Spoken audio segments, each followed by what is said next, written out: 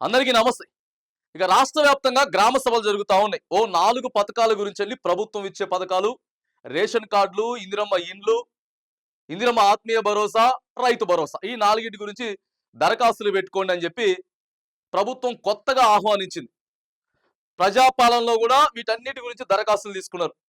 మొన్న కులగణనకు వచ్చినప్పుడు దాదాపుగా ఇవన్నీ తీసుకున్నారు. ఇవన్నీ తీసుకున్న తర్వాత కూడా రీసెంట్ గా రేషన్ కార్డుల పేర్లు అయితే వచ్చినాయి. ఆ రేషన్ కార్డు పేర్లలో అర్హత ఉన్నోనికి రాలేదు, అర్హత లేని వాళ్ళకే ఎక్కువగా పేర్లు వచ్చేసినాయి అని చెప్పి సర్వే మాత్రం జరగనీయమని చెప్పి ప్రజలు ఎంతో మంది సోషల్ మీడియా వ్యాప్తంగా అధికారుల దగ్గర తిరగబడ్డారు, ప్రశ్నించిండ్రు. ఇవన్నీ జరిగితే ఇక ప్రభుత్వం ఏం చేసిందంటే ఈ పేర్లే ఫైనల్ కాదు, ఈ పేర్లు ఫైనల్ కాదు, మళ్ళీ దరఖాస్తులు పెట్టుకోండి అని చెప్పి మళ్ళీ కొత్త కార్యక్రమానికి శ్రీకారం చుట్టిరు. ఇక ఊళ్ళల్లో టెంట్లు వేసిండ్రు, అంతా బాగానే ఉన్నది. బాగానే ఉండి సరేలే, ఎవరికైనా వచ్చిందా? కొంతమందికైనా అర్హత ఉన్న వాళ్ళకి వచ్చిందా? కొంతమందికి వచ్చి అర్హత ఉన్న వాళ్ళకి లేకపోయినా సరే మిగతా వాళ్ళకి వస్తుందిలే అని అనుకోవడానికైతే లేనటువంటి పరిస్థితి ప్రధానంగా భద్రాద్రి కొత్తగూడెం జిల్లాలో జరుగుతూ ఉంది. ఉన్నటువంటి లిస్టుల పేరు చదువుతూ ఉంటే రేషన్ కార్డులకు సంబంధించి, లేకపోతే ఇందిరమ్మ ఇళ్ల కోసం ఎంతమంది అప్లై చేసుకున్నారు, ఆత్మీయ భరోసా కోసం ఎంతమంది అప్లై చేసుకున్నారు అని చెప్పి పేర్లు చదువుతా ఉంటే అర్హులది ఒక్కది కూడా పేరు ఉంటలేదు. అందరి అనర్హులే. భూములు ఎక్కువ ఉన్నోనికి ఇష్టానుసారంగా చేసి పడేసారు. ప్రధానంగా నేను చెప్తా ఉన్నా, భద్రాద్రి కొత్తగూడెం జిల్లా అశ్వాపురం మండలంలో అధికారులు ఏం చేసినట్టు, ఏం టైంపాస్ చేసిర్రా? ఇన్ని రోజులు సర్వేలు అనుకుంటే టైంపాస్ చేసిర్రండి. జిల్లా కలెక్టర్ గారు మీకు చెప్తా ఉన్నాం, మిమ్మల్ని అడుగుతా ఉన్నాం సార్, దయచేసి జిల్లా కలెక్టర్ గారికి కూడా ఈ విషయాన్ని చేరదీస్తాం, ఈ వీడియోని చేరదీసేటటువంటి ప్రయత్నం చేస్తాం.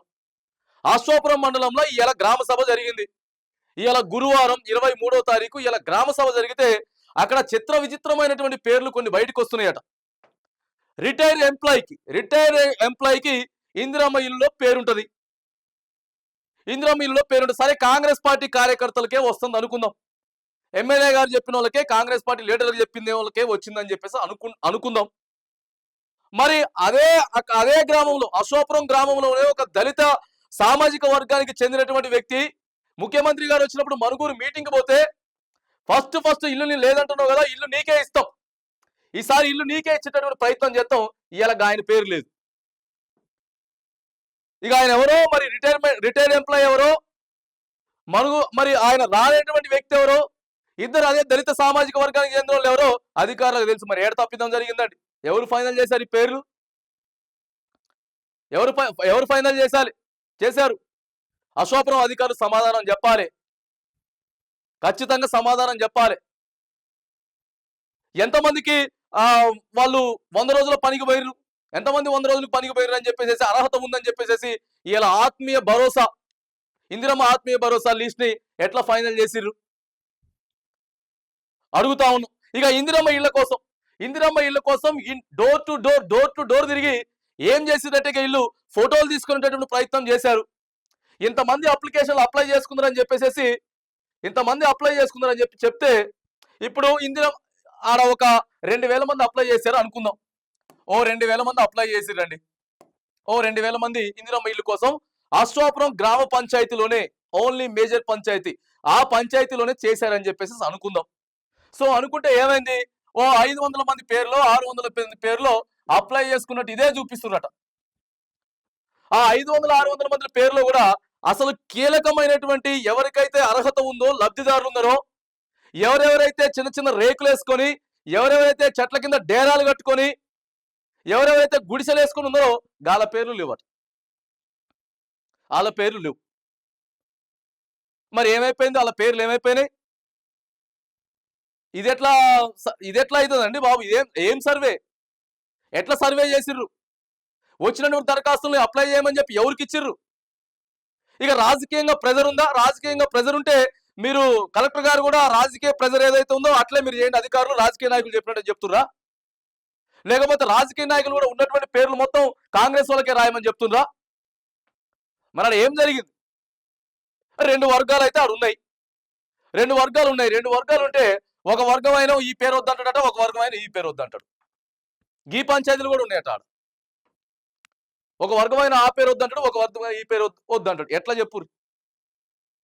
సరే, ఒకవేళ మీ కాంగ్రెస్ పార్టీ అనే చెప్పిండు, అధికారులకి దాన్ని బ్యాలెన్సింగ్ చేసుకోవడం తెలీదా?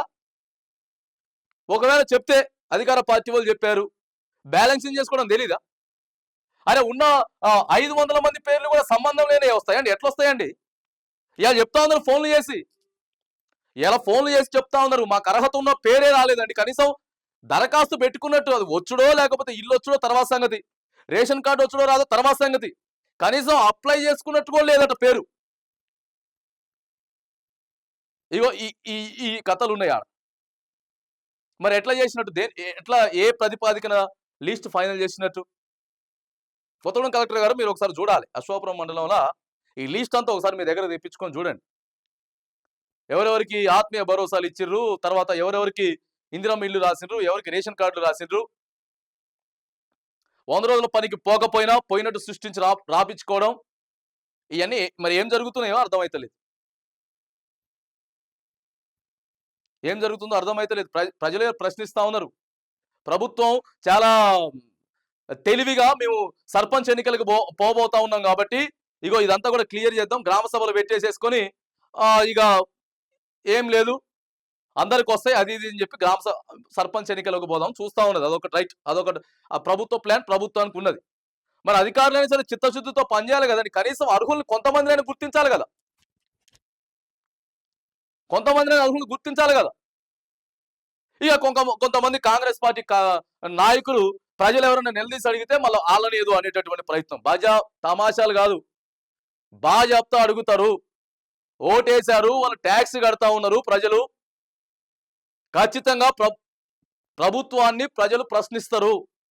నాకు అర్హత ఉండి ఎందుకు రాలేదని చెప్పేసి అడుగుతారు, ఖచ్చితంగా అడుగుతారు. గ్రామ సభ ఉన్నదే, గ్రామ సభ అంటేనే గ్రామస్తులు అందరూ కలిసి చర్చించుకోవాలి, మంచి చెడు. ఇగో నాకు ఎందుకు రాలేదు, ఆయనకి ఎందుకు వచ్చింది, ఇవన్నీ ఉంటాయి. గ్రామ సభ అంటేనే అది అధికారికంగా పెట్టుకునేదే, నిర్వహించుకునేదే గ్రామ సభ. అంతేగాని ఎక్కువ మాట్లాడుతూ ఇవన్నీ బంద్ చేయాలి. కాంగ్రెస్ పార్టీ నాయకులు బెదిరించేటోళ్ళు, తమాషాలు చేయొద్దు. ఖచ్చితంగా సమాధానం చెప్పాల్సినది ఏ గవర్నమెంట్ అయినా అవ్వచ్చు కాక, ఆయన ఉన్న బీఆర్ఎస్ గవర్నమెంట్ అయినా సరే, ఇగో ఇవాళ ఉన్నటువంటి కాంగ్రెస్ గవర్నమెంట్ అయినా సరే, ఏ గవర్నమెంట్ అయినా సరే ప్రజలకి జిమ్మేదారిగా పనిచేయాల్సిందే. ఇక ప్రతిపక్షం అంటే ఖచ్చితంగా ఇక అక్కడొకళ్ళు ఖచ్చితంగా ఉంటారు. అప్పుడు ఇదే గ్రామ సభలు బీఆర్ఎస్ పెట్టినప్పుడు కాంగ్రెస్ పార్టీకి సంబంధించిన నాయకులు కూడా ఆ రోజు అడిగేటటువంటి ప్రయత్నం చేశారు. ఖచ్చితంగా ఆ రోజు ప్రశ్నించారు. ఆ రోజు ప్రశ్నించి ప్రజలకి ఇగో ఈ చేస్తున్న తప్పులు చూపించబట్టే కదా ఇలా కాంగ్రెస్ పార్టీ అధికారంలోకి వచ్చింది. మేము కూడా అట్లనే పోతాం, అట్లనే చేస్తామంటే దాన్ని చేసేది ఎవరు లేరు. రాజకీయ నాయకులంతా కూడా మా ఇష్టం వచ్చిన పేర్లు రాసుకుంటాం, మేము కూడా ఇంతే అని చెప్పేసానంటే సరే మీరు తీసుకొచ్చిన మార్పు ఇదే, ఇందిరమ్మ రాజ్యం అంటే ఇదే, ప్రజా పరిపాలన అంటే ఇదే. అంతా ఆగం పట్టించిందనే కదా కేసీఆర్, ఆగం చేసిందనే కదా కేసీఆర్ని పక్కకు నెట్టి ఇలా మార్పు తీసుకొస్తామని చెప్పి కాంగ్రెస్ పార్టీని అధికారంలోకి తెచ్చుకున్నది. ఇన్ని దరఖాస్తులు పెట్టించుకుంటారా? ప్రజాపాలన ప్రతి దరఖాస్తు క్లియర్గా లేదా, బుక్లెటే ఉండే, చిన్నపాటి బుక్లెటే ఉండే. ఆ బుక్లెట్ భద్రంగా ఉంటే అంత సమాచారం అంతా అందులోనే ఉండే. మళ్ళీ ఆ దరఖాస్తు పెట్టుకోవాల్సిన పరిస్థితి వచ్చేదా? సరే, ఈ ప్రభుత్వానికి సంబంధించినటువంటి రాజకీయ నాయకులకు సంబంధించిన విషయాలు పక్కగా పెడితే ప్రభుత్వ అధికారులు మాత్రానికి తప్పిదాలు చేస్తా ఉన్నారు. ఇట్లా ఒక ఉద్యోగం చేసిండు, ఉద్యోగం చేసి రిటైర్ అయిపోయినటువంటి ఎంప్లాయీకి ఎట్లా ఇస్తారు?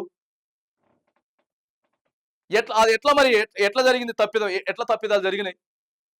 ఇంటికి పోయినావు, ఫోటో తీసుకున్నావు, ఇందిరమ్మ ఇంటికి అర్హుడే, ఏదో చిన్న రేకులు కట్టుకొని లేకపోతే ఆ తడికలు కట్టుకొని ఉంటున్నాడు, ఆ పేరు ఉండదా లిస్ట్లో? నువ్వు ఇచ్చిన తర్వాత సంగతి అప్లై చేసుకునే దానికంటే పేరు కూడా ఉండకపోతే ఎట్లా? దయచేసి చెప్తాను, ఇప్పటికైనా సరే అధికారులు ఆన్లైన్ చేసేటప్పుడు కానీ ఒక లిస్ట్ బయటకు వదులుతున్నామంటే చాలా జాగ్రత్తగా లిస్ట్ బయటకు వదలాలి, బ్యాలెన్సింగ్ చేసుకోవాలని చెప్తా ఉన్నాం. బ్యాలెన్సింగ్ లేకపోతే అంత ఆగమాగం అవుతుంది. ఆగమాగం చెప్తా ఉన్నారు, ఫోన్లు చేసి చెప్తా ఉన్నారు. సీదా ఎమ్మెల్యే గారి దగ్గరికి వెళ్తాం, ఎమ్మెల్యే గారి దగ్గరికి వెళ్ళి మేము ఖచ్చితంగా ఎమ్మెల్యే గారికి చెప్పేటటువంటి ప్రయత్నం చేస్తాం, అక్కడే నిలదీసి అడుగుతాం ఎమ్మెల్యే గారిని.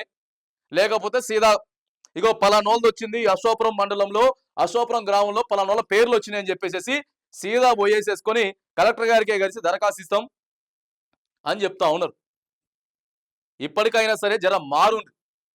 కీలకంగా మండలంలో ఉన్నటువంటి అధికారులు ఎవరు పనిచేస్తా ఉన్నారో, తప్పిదాలు ఎక్కడ జరుగుతా ఉన్నాయి, అర్హుల్ని గుర్తిస్తున్నామా లేదా, ప్రభుత్వం ఏం చెప్తా ఉంది, కలెక్టర్ గారు ఏం చెప్తా ఉన్నారు, మనం ఏం చేస్తున్నాం అనేది చాలా ప్రధానంగా ఆలోచించుకొని పనిచేయాలి. ఆలోచించుకొని పనిచేయాలి. తప్పులు ఏవైతే ఉన్నాయో దయచేసి వాటిని సరిదిద్దండి. తప్పులు ఏవైతే ఉన్నాయో వాటిని సరిదిద్ది, ఏవైతే దరఖాస్తులు వచ్చినాయో ఎవడు అర్హుడు, ఏం జరుగుతా ఉంది చెప్తున్నా కదా. కాంగ్రెస్ పార్టీ కార్యకర్తలు కూడా రాలేదట కొంతమందికి, అర్హత ఉన్నా. ముఖ్యమంత్రి గారే సీదా మీటింగ్కి వచ్చినప్పుడు నీకు బరాబర్ ఇల్లు అని చెప్తే రాలేదట. అదే నేను చెప్తా ఉన్నా, మరి అధికార పార్టీ ప్రెజర్ ఉన్నా కూడా కనీసం కీలకమైనటువంటి కార్యకర్త పేరు కూడా ఎందుకు రాలేదని అడుగుతా ఉన్నా నేను. అధికార లోపం లేదా ఇక్కడ? అధికార లోపం కనపడతలేదా? ఇంటికి వచ్చినటువంటి సర్వే చేసుకున్న పేరు కనీసం అప్లై చేసుకున్నట్టు లిస్ట్ లో పేరు లేకపోవడం ఏంది? తప్పిదాలు కావా ఇవి? ఇవన్నీ తప్పిదాలు కావా అండి? జర కలెక్టర్ గారు మీరు ఇదంతా కూడా చూడాలి. ఆ తర్వాత అధికారులకు సీరియస్ గా చెప్పాలి, మీరు బరాబర్ పని చేయాలి. మిస్టేక్స్ జరుగుతూ ఉన్నాయి, ప్రజలకు ఇబ్బందులు కలగకూడదు, మనం పనిచేసేది ప్రజల కోసం అని చెప్పేసి అధికారులంతా కూడా ఒకసారి ఆలోచన చేయాలి. మరి అక్కడ చక్కగా పని చేస్తలేరు. పర్టికులర్గా ఒక గ్రామం ఒక మండలం అనే కాదు కానీ అనేకమైనటువంటి ఆ జిల్లాలో కొంత ఇవన్నీ తప్పిదాలు ఉన్నాయి. దయచేసి అర్హుల్ని గుర్తించండి. ప్రభుత్వ పథకాలు ఏవైతే వస్తా ఉన్నాయో అర్హుల్ని గుర్తించండి. బ్యాలెన్స్డ్గా ముందుకు వెళ్ళాలని చెప్పేసి అధికారులను మనం విజ్ఞప్తి కూడా చేస్తా ఉన్నాం.